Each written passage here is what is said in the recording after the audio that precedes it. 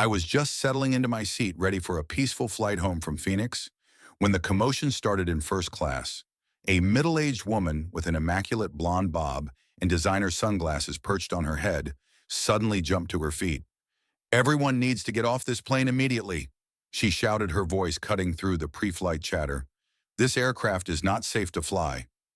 The entire cabin fell silent as she planted herself firmly in the aisle, blocking the flight attendants who were finishing their pre-flight checks. People exchanged confused glances, and I noticed a few passengers unbuckling their seat belts, unsure if there was a legitimate emergency. "Ma'am, please return to your seat. We're about to begin our takeoff procedures," a flight attendant said with remarkable patience. "Absolutely not," the woman replied, crossing her arms. "I refuse to sit in an unsafe aircraft, and I refuse to let anyone else risk their lives either." What had started as confusion was quickly turning to panic. A couple with a baby looked especially distressed, and an elderly gentleman near me gripped his armrests tightly. I could see other passengers pulling out their phones, no doubt ready to capture whatever drama was about to unfold. I recognized her immediately.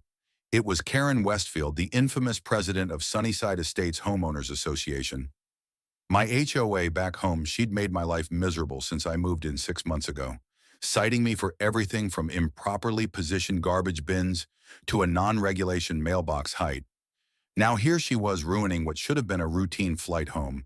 Karen had apparently been attending the National Association of Homeowners conference in Phoenix, the same one I'd been sent to cover as a journalist for our local paper. Throughout the 3-day event, I'd watched her strut around like royalty, interrupting speakers with actually statements and handing out business cards that read, "Karen Westfield, President and Enforcement Officer, Sunnyside Estates HOA." Now she stood in the aisle of Flight 273, pointing dramatically at her window. "Look at this. There's a crack in the window structure. This plane could decompress mid-flight."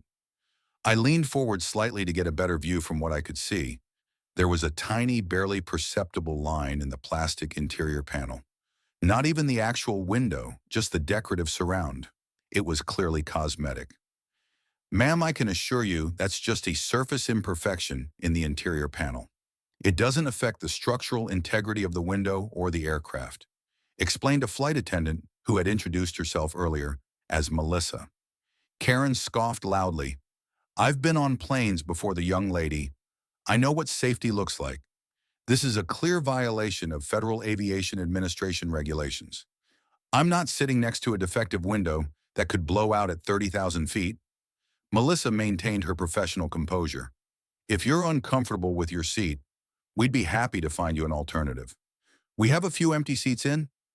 "No," Karen interrupted, raising her voice even louder. "This isn't about changing seats. This entire aircraft needs to be taken out of service for proper inspection. I'm sure if we looked hard enough, we'd find dozens of other safety violations that your airline is trying to cover up." By this point, other flight attendants had gathered, and I could see the captain emerging from the cockpit. People were shifting uncomfortably in their seats, and the murmurs were growing louder. A businessman across the aisle from me rolled his eyes dramatically as someone who serves on a board of directors. Karen continued, clearly referring to her position on our HOA, as if that granted her some kind of aviation authority. "I understand liability, and I am telling you that I will personally make sure your airline is held accountable if you try to take off with this defect." Melissa tried a different approach. "Ma'am, would you like me to call a maintenance crew member to inspect the window and explain the safety features?" "Yes, finally, someone with sense," Karen replied with a smug expression. But when Melissa reached for the cabin phone, Karen grabbed her arm. "But we need to evacuate everyone first. I won't have people sitting here in danger while we wait." The situation was escalating quickly. Karen was now pacing up and down the first-class aisle, pointing at random features of the cabin and declaring them suspicious or improperly maintained. She'd successfully delayed our departure by at least 15 minutes already, and passengers were becoming visibly frustrated. The maintenance technician arrived promptly, a middle-aged man with decades of experience evident in his weathered hands. He inspected the crack Karen had identified and politely explained that it was just a seam in the plastic interior panel, completely normal and in no way related to the actual well-pressure window, which was intact and secure. "Sir, with all due respect, I don't think you're being honest with us." Karen said, her voice dripping with condescension. I've already documented this safety violation with photographs. I've also been timing how long it's taking you people to address this serious issue. This will all be evidence in my complaint to the FAA. The captain, a distinguished-looking man with salt and pepper hair, and the calm demeanor of someone who had seen it all, stepped forward, ma'am. My name is Captain Reynolds. I've been flying this aircraft type for over 20 years. I can personally guarantee that the feature you're concerned about poses absolutely no safety risk. Karen seemed momentarily taken back by the captain's authoritative presence, but recovered quickly. Well, Captain, I hope you're prepared to put that in writing, because when this plane has an incident, I want everyone to know who claimed it was safe to fly, ma'am. Captain Reynolds continued patiently at this point. You have two options. You can return to your seat and we can proceed with our departure, or if you're unwilling to accept our safety assurances, we can arrange for you to take a later flight. But I need to inform you that your current behavior is causing a significant delay, which is a violation of federal aviation regulations. Karen's face flushed red. Are you threatening me? I'm the one trying to protect everyone here. I demand that this plane return to the gate immediately so I can speak to your supervisor. In fact, I want the names of everyone involved in this situation for my lawsuit. The captain's expression remained neutral, but I could see a flicker of determination in his eyes. I'm not threatening you, ma'am. I'm simply explaining the reality of the situation. Your behavior is now officially interfering with flight operations and crew instructions, which is a federal offense. Karen sensed she was losing control of the situation, and like many bullies when cornered, she escalated further. I'm not going anywhere until the airline issues a formal statement acknowledging this safety defect and explaining why they tried to cover it up. Everyone on this flight deserves to know what kind of company they're trusting with their lives.